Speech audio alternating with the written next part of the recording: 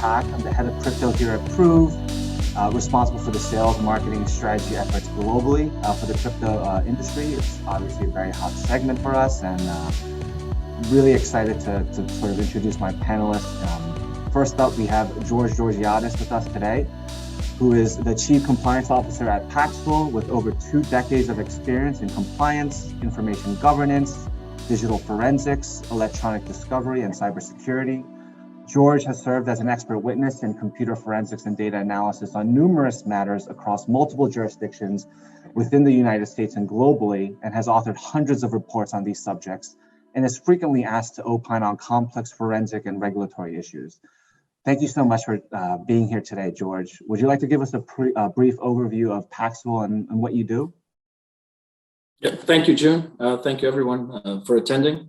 So Paxful is the largest peer-to-peer marketplace for cryptocurrency in the world.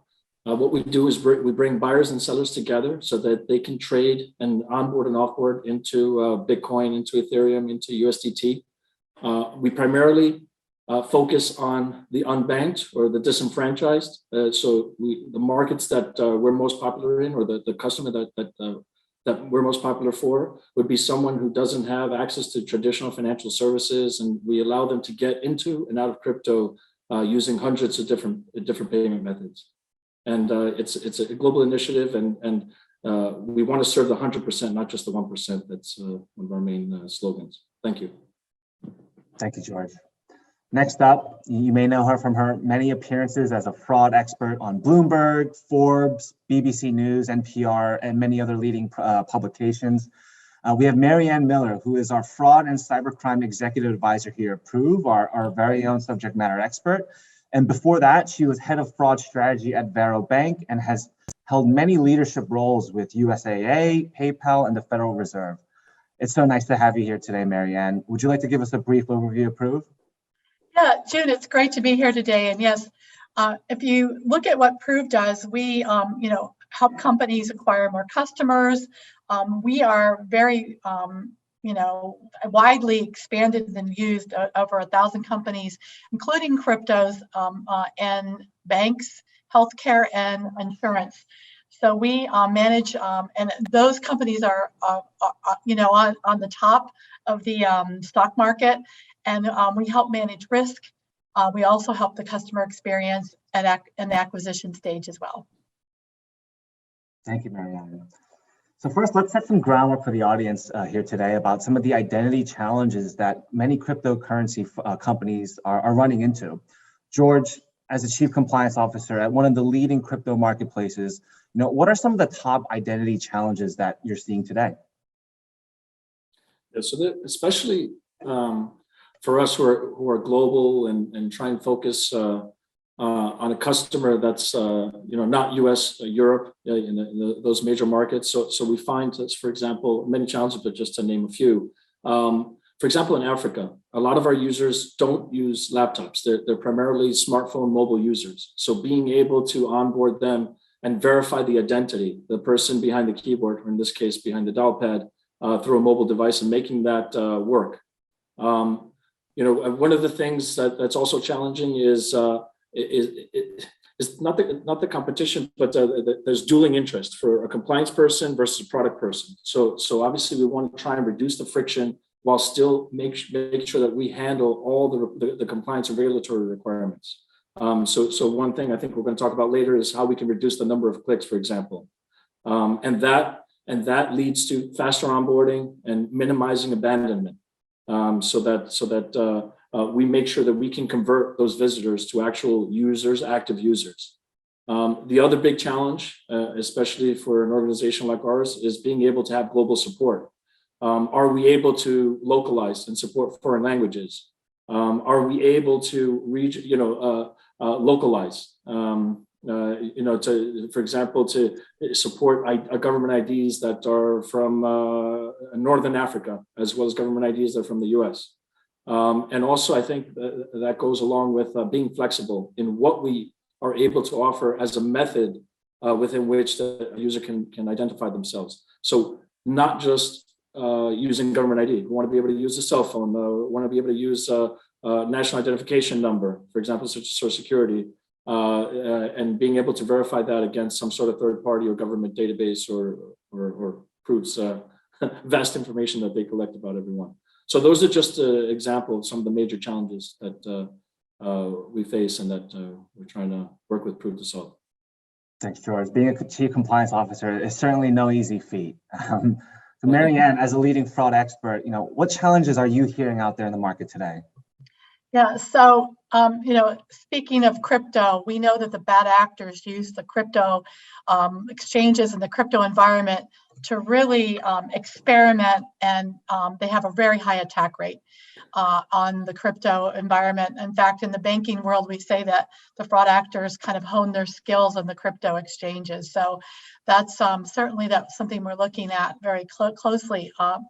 If we think about a couple of different things, if we look at the pandemic, and recently the Department of Labor here in the U.S. And the OIG, who just reported that they think during the pandemic that there was 80 billion in fraud. That's an estimate during the pandemic with the PPP loans and unemployment insurance loans. During that same period was the time when crypto was growing. So we know that the bad actors that were wreaking havoc within, the much needed distribution of funds throughout, actually globally, to people who were losing their jobs and people who were losing their businesses, those same bad actors were actually conducting synthetic fraud, conducting automated scripted attacks, and conducting account takeovers on the crypto exchanges as well. So we know that those types of attacks were, certainly very prevalent. We're also seeing, vulnerabilities at the telcos.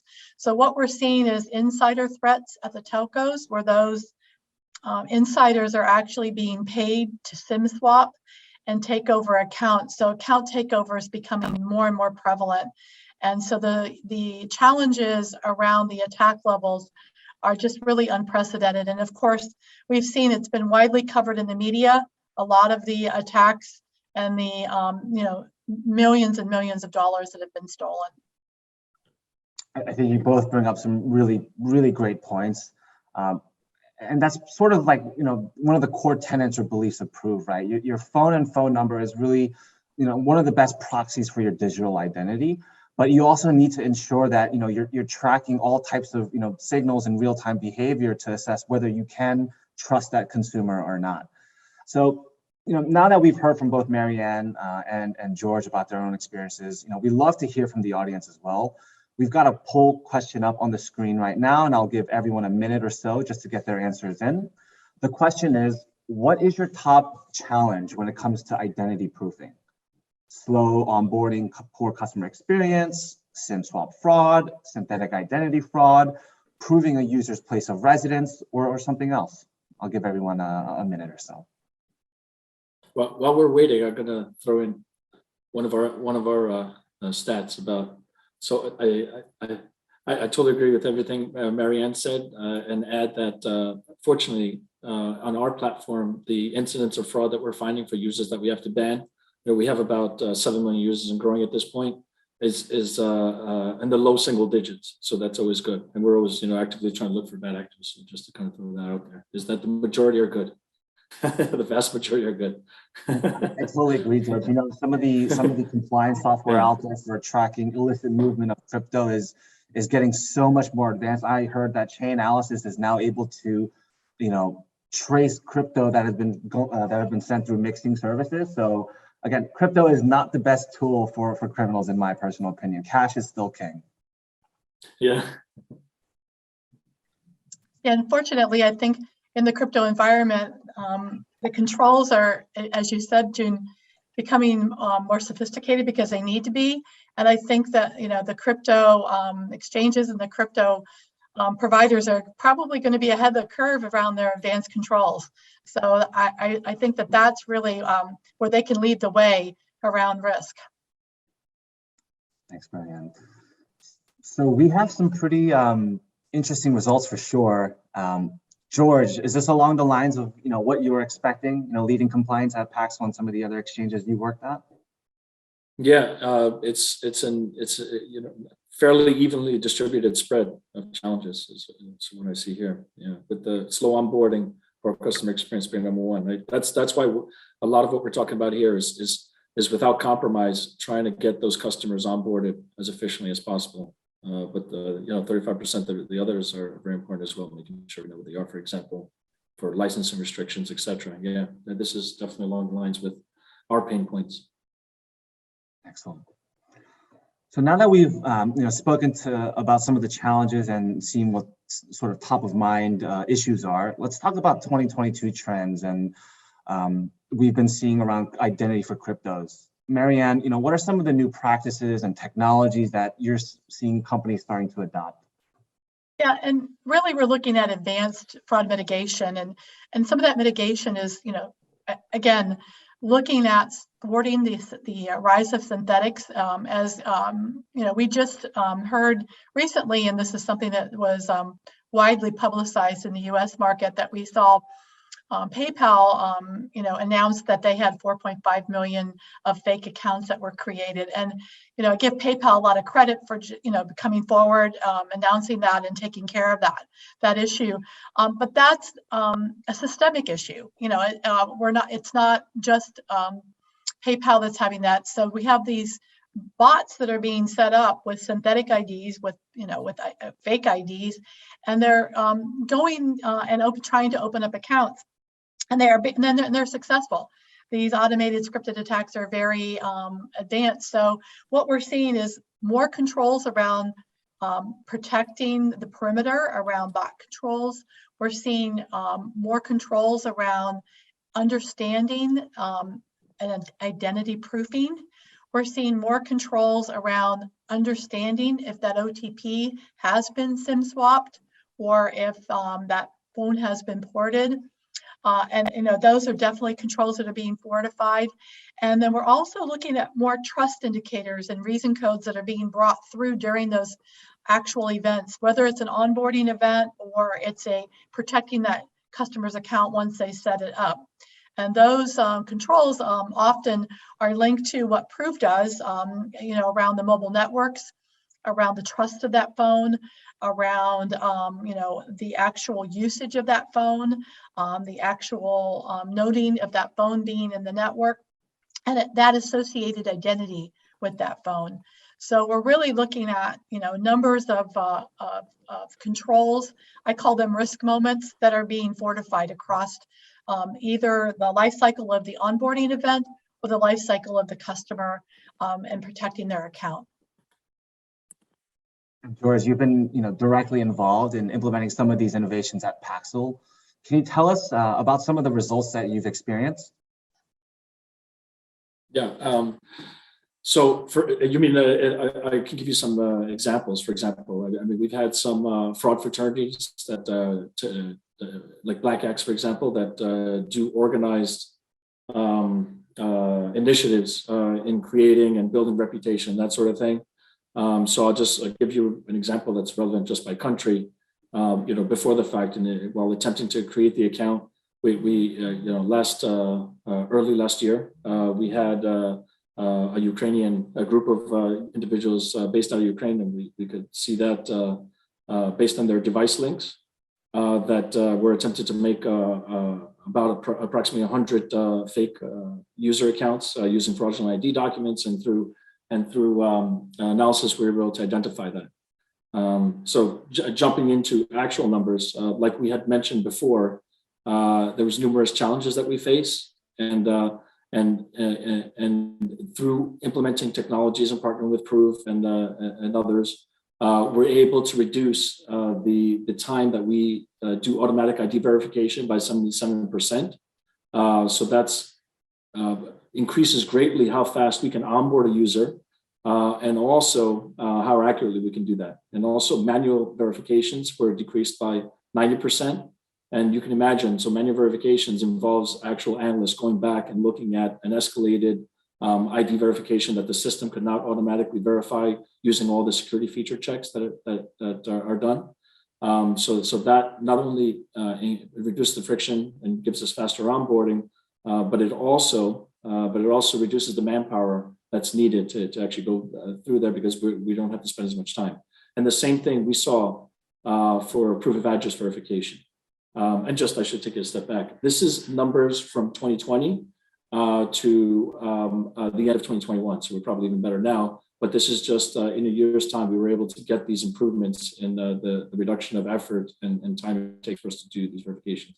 Then just to kind of round it out, for the bottom's the typo, POA verification manual, we had a 72% reduction, again, reducing man hours, and that's for 2020 through 2021. So that's the impact of us using some of those technologies that Marianne had just talked about for automatic and manual verification of identification and POA.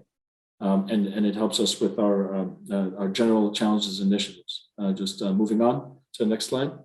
Yeah. And George, I'd just like to mention, I think, going back to your noting your improvement in your operational efficiency, I think it's often not talked about, but it's understated about when identity goes wrong, what the cost of mitigation of that is in the background with operational cost and expense. So when you can actually add controls, in the early stages of the account onboarding, it really does improve your efficiencies in your operation and your total cost of ownership. Yeah, exactly. Yeah. So continuing on that point. So one of the things that has helped us improve the identity verification numbers that you saw before, how we're actually solving that challenge. And this kind of comes from the cybersecurity world, where in the cybersecurity world, you have a very similar a challenge. You want to prove the identity of the person who's trying to log in, for example, right? So they have basically three factors for doing that, right? What you have, what you know, what you are. So what you know, that's a classic one, is your password, right? For example. What you know in the KYC world would potentially be a personal challenge question. What street did you live on? What car have you owned? What was your first job? Which of these are your brothers and sisters, right? It also could be a unique identifier, your social security number. You're in India, it could be your Aadhaar number. So typically, improving identity, you would typically combine these two, or combine one of these three. So another would be something that you have. And the traditional way of identifying someone has always been government ID, your passport, your driver's license, et cetera, et cetera. Another more robust thing that you possess would be your mobile phone or some sort of smart card if you're trying to log into your corporate network that typically used. So we're going to get into more details about what you have, the mobile phone, plus you're proving that you own that number, and we'll get into more details about all that, and your social and your DOB, for example, your date of birth. That could be but is a very robust way of proving the identity of someone on the other end. And in my opinion, and what we found is that it's much, much better than the traditional method of, hey, send me a picture of your government ID, which can be slow, cumbersome, less secure. It's subject to image manipulation. It could be stolen, et cetera, et cetera. It could be misplaced or stolen much more easily than someone who has to prove, for example, through a one-time passcode that they are in possession of the phone that has been George's for the last 10 years, at the end of the day. So, and just finally, what you are would be biometrics, liveness checks, doing a facial recognition. So when you hear, for example, about multi-factor authentication, it comes from that security concept. Other ways we're working with Prove and other KYC providers is to get better global support. So one of the challenges when we go into, say, the Middle East, I'm in Dubai right now, is making sure we have non-Latin character support, being able to handle Arabic characters, being able to handle documents and security features from those regions. And some regions, for example, in Africa, the documents that they provide us are just pieces of paper, and it's not their fault. It's just the nature of where they are. So other regional differences, going back to the Middle East, North Africa difference point, the name Muhammad, depending on what country you're in, would be spelled with an MO or an MU, depending on the country, for example. So you have those local differences that you need to account for. Another example, just kind of going back to character support, certain certain government IDs, for example, will have quite unique fonts that are challenging for OCR engines, optical character recognition engines, to pick up. So that can be a problem for some of the technologies. Another big localization issue is address. So in many of these, in many of the underbanked countries, as we call them, there's no concept of a house number, for example, in the villages. And my parents are from Greece. Even there, in some of the small villages, you don't have a concept of a house number. It's just the village, and everyone knows where George is. So that's where the postman goes. So going more into, and we also are very phone centric, and that with the help of Proof, that we use the phone quite extensively as a primary onboarding device to verify the identity and do a proper KYC. So that phone centric concept is something that we've been building on, and we want to further build upon. And it allows us not to actually to do the onboarding more securely and with more resiliency, and to fraud and forgery and stolen identity, and to do it faster. It kind of violates the triangle of what was it? Fast, cheap, good. So here we get all three. I'm sorry, fast, good, and better. Or I can't remember. Yeah, that's sure. So. So that allows us, so because of these technologies, and I'm going to get more into them now, so I won't belabor them, but it allows us to reduce the amount of fraud that we have in onboarding customers and clients by 75%. And also we're able to use a technology called Trust Score, which measures the actual phone number's reputation. And allows us to rely on that phone number plus something that like a social security or a date of birth, like the last four, to properly identify someone, and in many cases even bring in a lot of PII automatically, information about that customer, so they don't even have to enter it, and that way we just reduced how many clicks and how much they have to type, which makes it a lot more friendly for mobile devices. Also a big important thing is looking at the phone's history. Was there a SIM swap? Did they port it over? Was the number changed for that individual? That sort of thing.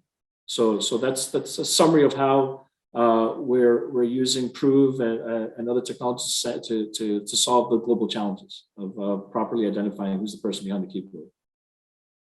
Thanks so much, George, for walking through these eye-opening results.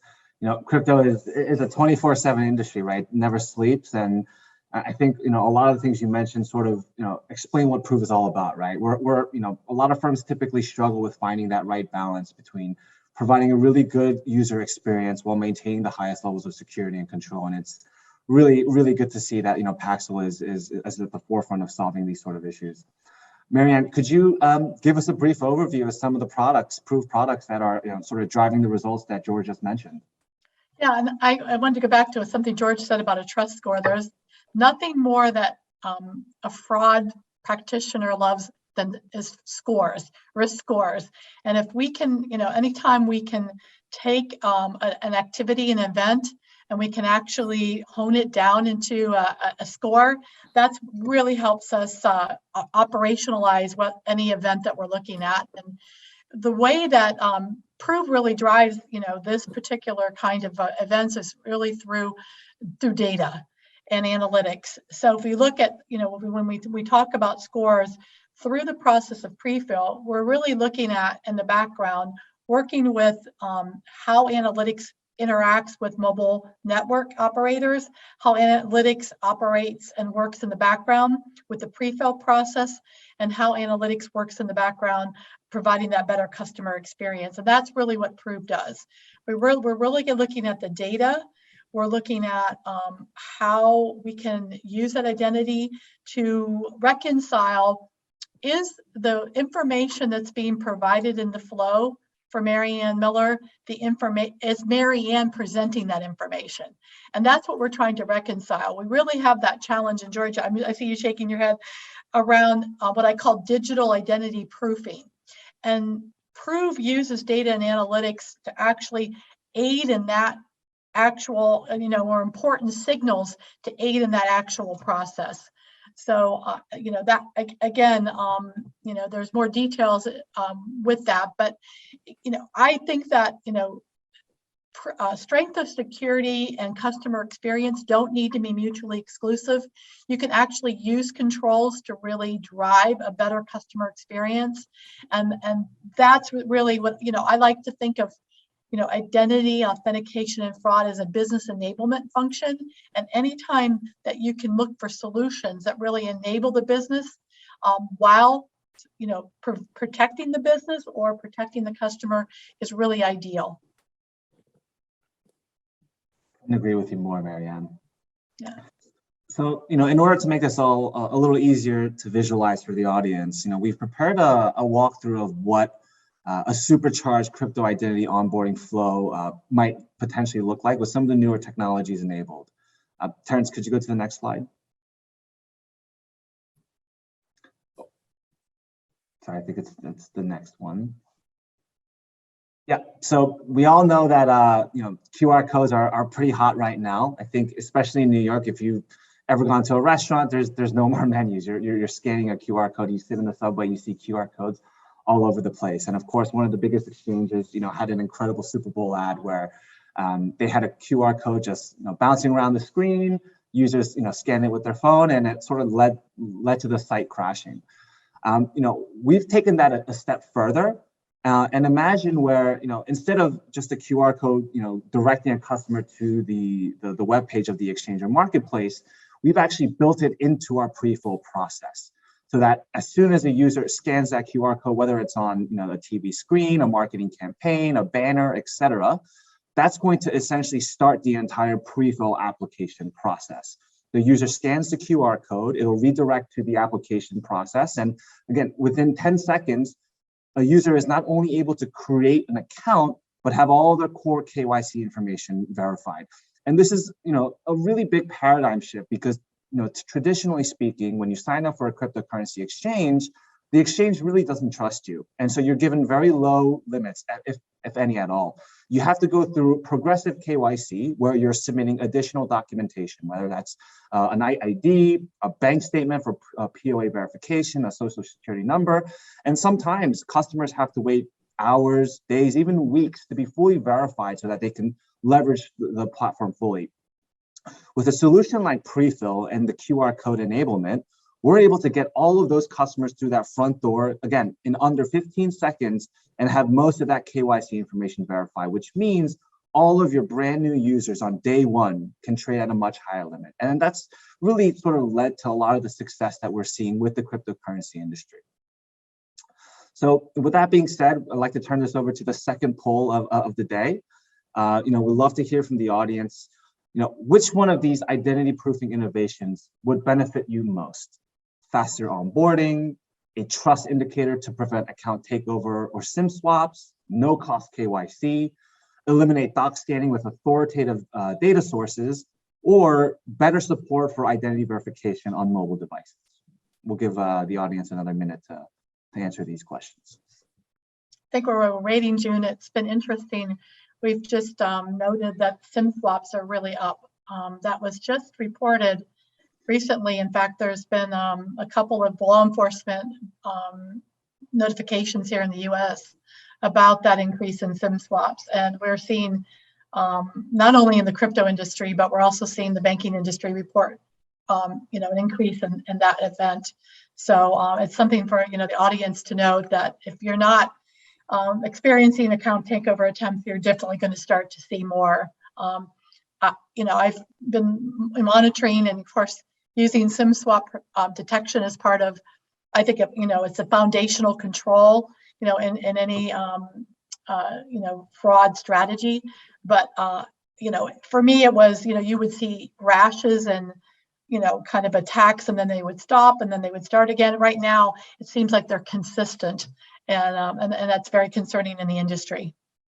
I totally agree. And what we've been hearing from a lot of our customers is, it's really hard to detect the risky SIM swaps, particularly around the holiday seasons, right? That's when, people are getting new phones for Christmas. They're upgrading from iPhone 12 to iPhone 13.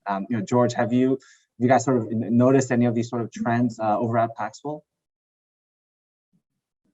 Regarding so with SIM swaps, not so much, but yeah, we've seen a lot of account takeover type issues, for example, where I shouldn't say account takeover, but so we do not allow the sale of accounts. So we had another incident, for example, where we had seen that there was a group of people, another organized group that were creating accounts for the purpose of sale. And they were getting them verified to quite a high level, including proof of address, source of income, doing manipulated bank statements, that sort of thing.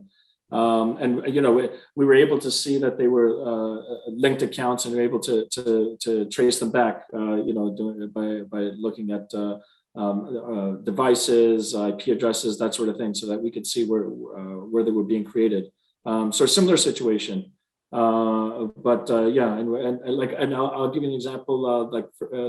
They had even used a very similar email address. So the same domain and 6 characters before the @ symbol. So we're able to find the grouping quite effectively and shut them down. And that's how we know they were being sold, because we could even see the end result where they started being used. I think that's great, George. And what I always found interesting was that, there are actually more compromised email addresses than there are people that live in this world. If you go to haveibeenpwned.com, it's actually eye-opening. So with that being said, let's sort of discuss the results. Definitely interesting. We see that trust indicator to prevent account takeover and SIM swap was the overwhelming majority compared to some of the other results. Any thoughts from you, Marianne or George? Well, I was sort of guessing what the answer was going to be in this poll, but actually it's pretty interesting to see, what we're seeing and hearing in the industry is actually what the audience is experiencing as well. So, nothing is more, I say, shocking to account holder is to have all their, funds, expended out of their account. So that is, at the same time, usually when these kind of events happen, your phone turns off too. So you're all of a sudden one day your phone goes dark and your account is empty. That's a very scary event for both the customer and actually for the crypto exchange as well. So again, protecting that authentication event with those signals of possible SIM swapped importing are really critical. Yeah, actually, I had an unrelated story before I joined Paxful, where there was a bad actor who had intercepted a person's email, and they were basically trying to send wires out from an organization, from a company. They were basically trying to do an actual account takeover. They have gone to Verizon to try and swap phones. So they lost it, and doing a little bit of social engineering, and they were quite successful. They were actually able to do it, and they switched so that they could do that two-factor authentication. But that goes back to, just to kind of round it out, that goes back to why it's so important and it's amazing still to this day how many organizations and individuals still don't use multi-factor authentication. It's just that simple fix and just being diligent about the passwords. On Paxful, obviously, and any fintech site should support that for logging on, for sending out money, for trading, et cetera, as we do as well. Yeah, George, I think you're bringing up a really good point. You think about SIM swap detection and porting detection during a login event, which is critical and important. But then you have all these high risk events as well that happen once a user is inside your environment. So there's definitely, if they're trying to change profile information, or say they're trying to actually, send money out or send crypto out. There's lots and lots of events where you'd want to make another call just to make sure that event is safe, and you're doing those, mobile phone checks during that event. That's really important. Yeah, I couldn't agree more. And I personally know. Go ahead, George. Yeah. Sorry. Oh yeah, I was just going to add another history and anecdote. I personally know of a very large vendor to a large retailer that would provide goods wholesale, and some payments were made. They without checking, they were basically intercepting the email and looking at their process. And then when there was a big payment that was due, a couple of big payments that were due, they came in and did a vendor change form to change the bank accounts where the beneficiary would be, and just that quick check before you sent out that, the $1 million would have stopped it, would have caught this, and it was just email, not even email spoofing. They had just rented a new domain and just for social engineering, and they changed the domain by one letter, and they had fooled the less sophisticated people. So like on our platform, for example, and this kind of goes away from KYC, we try to do phishing prevention, that sort of thing. I don't know if the audience has heard what happened with OpenSea, for example, with the new contract changes, and there was a lot of money lost there from folks that weren't careful enough, and got some phishing emails that requested them to essentially get the money sent out. You get erroneous transfer sent to the wrong place. Yeah, with the contract updates. Just kind of drop the point home. Go ahead, Joon. I had cut you off. Yeah. Oh, go ahead. And I agree with you, George. I mean, you can't underestimate like the contributing factors to these attacks. A lot of these are social engineering events, scam events, employing to the customer to do something quickly. They really, or, they falsify like they're from your organization or in an organization. So those are, usually bad actors that have gotten control over the maybe the one-time password event as well. They're pretty sophisticated. So, and we know scams are on the rise. We know social engineering is on the rise. We know that the combination of these attacks to actually conduct that account takeover can actually manipulate the actual user to actually send the, to take those actions rather than the bad actor that benefits the bad actor. Yeah. Completely agree. I like answer number 3, no cost KYC. Let's see how we can do about that. Yeah. We all know AML is a big cost of a lot of exchanges. That's definitely something I thought would have been a little higher. Just a quick housekeeping note, we will open the floor to some questions at the end. So to the audience, please feel free to use the Q&A function to ask any questions that you'd like. But I'd like to quickly go back to the trust score slide really quick, because this is super important to the audience here. As both Marianne and George mentioned, criminals are getting more and more sophisticated and are able to attack at scale. So it's super important that exchanges, fintechs, banks, et cetera, have all the information necessary to, combat these sort of attacks. And that's where, Prove really does shine and is uniquely positioned to prevent a lot of these breaches and a lot of these account takeover threats. Because we're tracking data on a daily basis, and because we're the only vendor out there that has official relationships with all the major telcos, that's how we're able to, protect AT&T users from getting SIM swapped, or even TracFone users from getting SIM swapped. TracFone is the leading provider of prepaid phones in the US. They have a 51% market share. And traditionally, if you don't have access to that data, a lot of firms, a lot of exchanges will treat a prepaid customer as high risk. But when you have something like TrustScore and you're able to establish that, oh, this is a prepaid phone number, but guess what? We've seen, an established tenure of 5-10 years. You can actually trust that user and allow that user to get into the platform. So it really does go both ways. But that's something that I just sort of wanted to really emphasize. The TrustScore truly is something that really goes hand in hand with an authenticator. You can authenticate possession all day, but if you can't trust that this truly is George behind that event, you potentially might be letting bad actors in. So that's all I wanted to say. Now, before we jump into the Q&A, Marianne, can you walk us through some of the actionable takeaways for the audience today? Yeah, I think that, there's several takeaways. I think George and I talked about some of the threats and, some of the things that Paxful is seeing real time and that I'm seeing in the industry. So really what we're here today for really is to say, okay, we have these threats, we have these attack vectors, what can we do about them? So I think some of the takeaways that we talked about today is definitely better phone-centric signals. And if we think about that, that's, while it's kind of universal to George's point, no matter if you're, if you're in Africa or if you're in another region, many people today have mobile phones. And many people today have a close relationship with that mobile phone. And there's even government programs that distribute mobile phones. So many of the population do have that. In fact, Africa is even a region that's been very advanced using mobile, the mobile infrastructure. So we really leveraging better phone-centric signals for better customer experience and security is really critical, even from a global perspective. Checking the phone number reputation, again, this goes back to my point about scores and the trust score.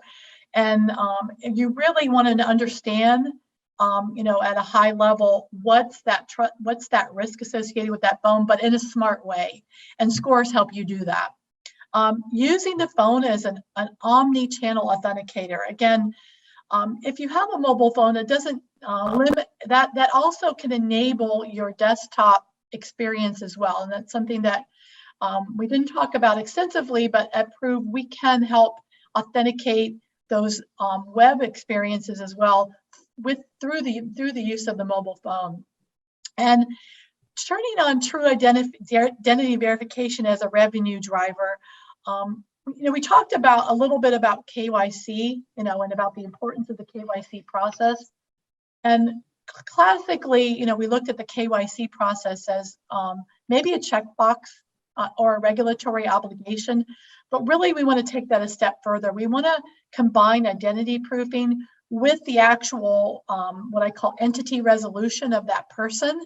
So really, marrying or blending those processes together in a very fluid way really helps bringing what I call the cyber and the digital trust and security signals in together with those classic compliance requirements. And I think that's very important. And I think we're really headed as an industry. And of course, with Proof, you can actually save money with your KYC because we are really integrating that with our solution and adding really advantages around free KYC to really bring that integrated approach together. Thank you, Marianne. George, any final thoughts or insights before we jump into the Q&A? Yeah, no, I'd like to echo what Marianne was saying. A big thing from as a compliance professional, you're always trying to, like we said earlier, balance the business needs and make sure that the compliance requirements are met. And it is, from a compliance standpoint, it's always easy to say no.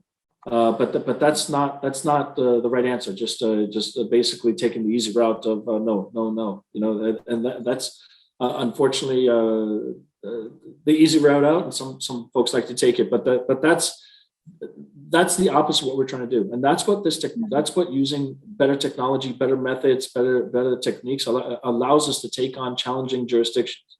For example, Nigeria. Nigeria, the global South. Most Western banks, I shouldn't say most Western banks, but a lot of organizations, that's beyond their risk appetite because there's almost an intolerance or a bigotry, dare I say, that hey, they're just a bunch of scammers down there, and that's one of our larger markets, and we've taken that on, and we've taken the burden of onboarding the users there, and they've been amazing. Like I said. The fraud and the risk that we have down there is in the single digits in general, throughout the platform. And as we go forward, and I think at least for Paxful, and I think for many other crypto fintechs, we want to enfranchise the unbanked. We want to bring financial services, and to do that, we're going to have to go into challenging areas that don't always have your traditional IDs, the easy places to onboard. And that's where we're going to want to use things like Marianne had talked about, mobile phone, to have a more robust, faster, more efficient way to make sure we can positively and securely identify the user at the other end. And I think that covers it. And thank you all for your time. Thanks, George. And just a quick comment. I think financial inclusion is truly one of the greatest sort of use cases for cryptocurrency and blockchain, and that's why I think Paxful is honestly doing some amazing things out in the industry. So yeah, Marianne, George, thank you so much for your input. I really thought this was an engaging and riveting conversation. Let's turn this over to the audience. We have a few questions for George. At what point of the onboarding process would you say customers typically drop off? And perhaps that you can refer to your experiences before pre-fill was implemented at Paxful and some of your other previous roles. Yeah. Most of what we see as a significant drop off is when we start asking for ID after phone verification. And that goes back to, historically where we weren't actually using the phone to prove identity. So that's where we expect to have a significant conversion to the next level. So the way we handle the due diligence that we do for the KYC, it's done at levels. So we have level 0, 1, 2, 3, et cetera, all the way up through a corporate account where we do enhanced due diligence. So we had seen quite a bit of drop off when we started asking for IDs after phone and email verification. And like I said, being a broken record, so if we can start, at least in certain jurisdictions, start using phone plus a challenge question like DOB or last first social to actually prove ID and not require a government issued ID, we would expect a much better conversion to get to that higher level. Thank you, George. We have a question from the audience. How do you support those users who use non-smartphones? Many prepaid devices are flip phones and they do not have the same capabilities as smartphones. Marianne, would you be able to take this? Mm-hmm. Yeah, so I think there's many trust signals that come through the phone, and those again, those phones all have network connections. So those network connections can be used to bring adequate signals. And back to George's point, if you have those signals, you can actually use those signals for decisioning. So I would say that the other part is you also have this cost of remediation, and if you have positive signals that that's actually the user and that's actually the customer, and that it is them, and to George's point, they just haven't figured out how to submit their ID, you can actually pursue that customer more adequately through remediation rather than understanding that maybe this is a bad actor. So if you start to have those true signals coming through that you actually know that it's the actual potential customer, then those cost of remediation or cost of onboarding is really focused on the true person that will actually become your customer. Yeah, let me add to that. So historically, traditionally, prepaid phones have a stigma in that they're typically short-term usage, burner phones, throwaway phones, right? It's not always the case. And you could lose a good, reliable customer that just happens to use prepaid phones for 5 years, and that's just what they use, and not a problem. And that's at that point not a burner phone. And so if we're able to get history, the tenure of the phone, if it hasn't swapped, if the number has been consistent for that user, that's a reliable number. And going back to the original point of the question, so yeah, our app, our mobile app is not going to work on that flip phone that's not Android or iPhone. But we can certainly still use that smartphone with that good history, or not good, but that long history that's tied to that individual for a one-time password as a device that we can verify that individual that they have, as we had talked about before. So while they're not going to be using our mobile app, that user in theory would be using our website through a tablet or through a laptop or whatnot. So they definitely can still support that customer. But I'll tell you something else. I mean, it seems like everyone and their grandma is getting a smartphone these days. There's definitely a trend there. And I will say we've talked about in our R&D about giving T9 support for the reason that that Monica had brought up. But I don't know if that's actually going to make it through as a product. T9, the old keypad with just for everyone's benefit, is not as old as me. T9, where you had the number pad and the letters and you would type in the 3 letters per number. So we can still use it for one-time password and verifying a number that would tie to an identity. I think that it still serves a very important purpose. Thank you, George. I think that's an excellent point, and it is crazy. I think the average 13-year-old now does have a mobile phone. That's sort of the world we live in, and of course, this is crypto, right? The metaverse is fast upon us. I think in the next couple of years, everyone's going to be completely dialed in. So we have another question. What is your success rate in terms of autofilling information? Also, is the address shown fetch the current geolocation or the SSN of the mobile network operator database? George, do you want to take this, and I can sort of chime in from like the overall prove perspective? I can tell you, and I'll move away from SSN US, but I can tell you in Nigeria, for example, we use NIN BVN, which is similar to SSN. It's a government identification number. I think NIN stands for National Identification Number, if I'm not mistaken. BVN is something that central bank issues, but the point is similar. We've seen, I don't have the stats in front of me, but when we started offering identification through NIN BVN, our conversion rate was increased greatly. In other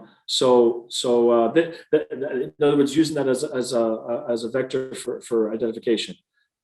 So the success rate in terms of autofilling, that really depends on the region. But say for, and Joon can better speak to that, but we found it to be very good. And then whenever there's any sort of issue, say someone changed their last name due to marriage, or perhaps the